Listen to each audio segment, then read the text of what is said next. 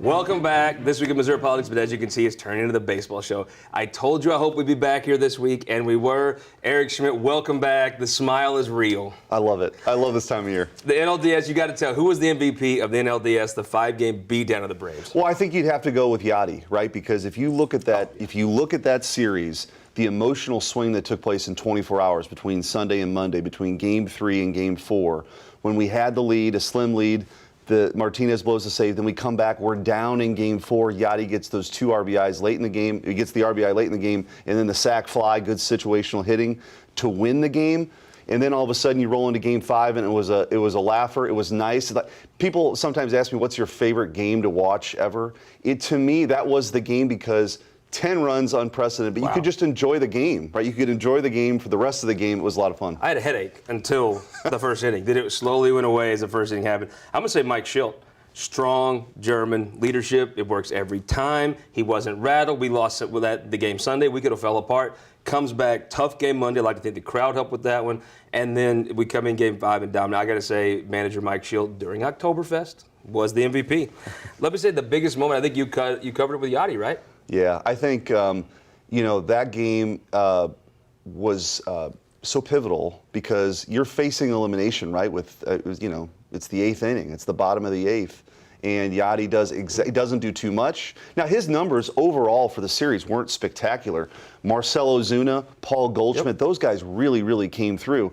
You could probably get more guys on base in front of those guys in the series if you had to critique anything. Yes. But they had a good series. But I think it's in those key moments. We've seen Yadi now since 2004. In those key moments, the man rises to the occasion, and it couldn't have been a bigger moment with the season on the line in Game 4 late in the game, and he came through. And how many times have we talked about, the Cardinals haven't been great with runners in scoring position? Well, there they are, man on third, 1 out. And first pitch, Yadi always looks for that first pitch fastball. He did it in that 8th inning RBI. He did it in extra innings, and they win the game. 20th NLCS. You got to give me your prediction. Looking at the series, let's talk about the key matchups of this series going into the Washington Nationals. Well, I think you look at the Cardinals, for example, have the best ERA if you look at their entire staff in the National League. The Washington Nationals were the best in the National League with runners in scoring position. So, I know we'll talk probably about starting pitching, but I think once you get later into the game, the bullpens and how they match up against those lineups, the Cardinals definitely have an advantage with their bullpen. I think these teams are very evenly matched. They really are. Washington has a lot of momentum, so do the Cardinals. But I think you get later in that game, the Cardinals' bullpen has been a strength for them all year. Schilt's strength, I think biggest strength as a manager is managing that bullpen. The Nationals have begun with runners in scoring position. So how do those matchups work out? Principally, when do you bring in Miller, right? He's going to face Soto several times, maybe every game at some point in the game. So those key matchups along the way, our bullpen, their 3, 4, 5 guys, that's going to be the matchup because these, in these games, time is I got to say, essence. though, if you don't score any runs, it doesn't matter how well your bullpen pitches. We saw that against Atlanta. If the lineup just takes days off sometimes, it doesn't show up.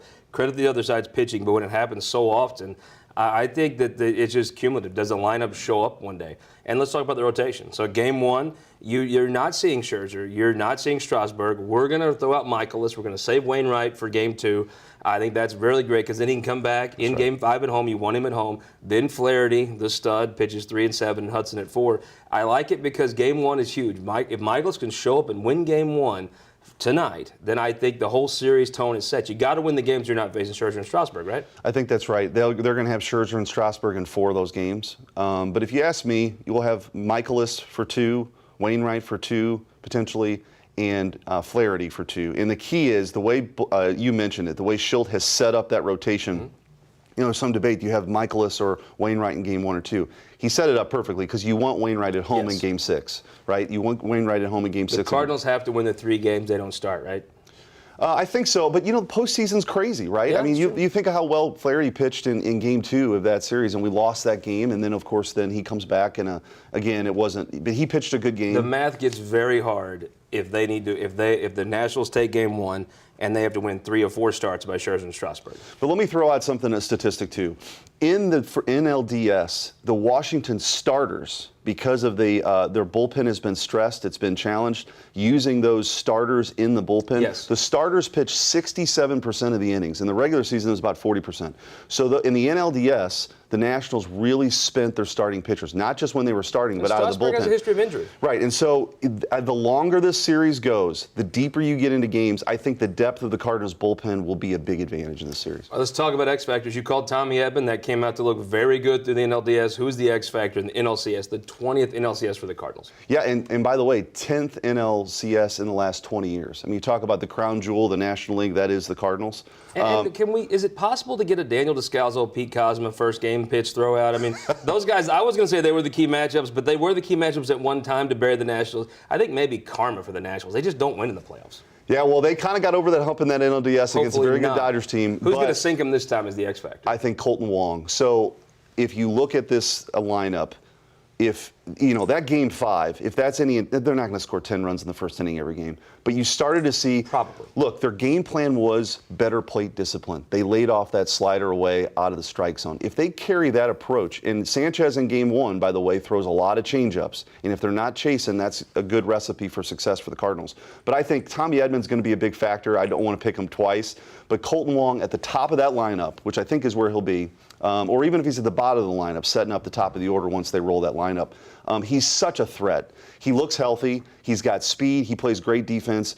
And if they get some guys on base for Goldschmidt and Ozuna, I think this team can really take off offensively. And their pitching has been consistent. There's a lot of crazy things that happen in the playoffs, but you look at the consistency of the starting pitching and bullpen, it's a real strength. I'll give you an X factor, it's Carlos Martinez. If Carlos Martinez stuff is nasty in the strike zone, then I think the Cardinals have every chance to win this series. If Carlos Martinez comes in and starts walking guys and you can't trust him, I don't know who steps up and clutch. If you move Miller up, who pitches there? I think Carlos Martinez and Kenny throw strikes is probably the X factor of the series. Well, he's the closer, and so get your Tums ready. But I do think Schilt, he's going to have these key Gallegos, Miller. He's going to have the ninth inning in a playoff game is different. It totally is. But I think that he'll manage that bullpen well. But there's no question, if there's a tight lead for the Cardinals in the ninth, Carlos Martinez is coming in. So we'll see how he does. Maybe David Freese can coach him. Last predictions. How does this series end? I think this is a good matchup.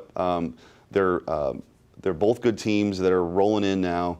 I'm not sure nationally people thought they would both be here, but I think this goes 7. I think the Cardinals win in 7 with Flaherty on the mound at Busch. I'd like to say it's the Cardinals in 6, but look, they have a deep lineup. We have good pitching. I think they're gonna trade blows back and forth, and the Cardinals win in 7. I think the Cardinals win in 6. The city that brought you Richard Nixon, Monica Lewinsky, Jefferson Davis, I think sinks. There's a choking mentality to the swamp, and I think it chokes the Nationals. Let's drain the swamp. Yes. We're going to come right back. We'll be right back. You knew it'd be here, but TWMP, a couple more topics. Go to TWMP.com. We're going to finish talking about this series, maybe look ahead to the World Series. We'll be right back after this, and we'll see you next week on This Week in Missouri Politics.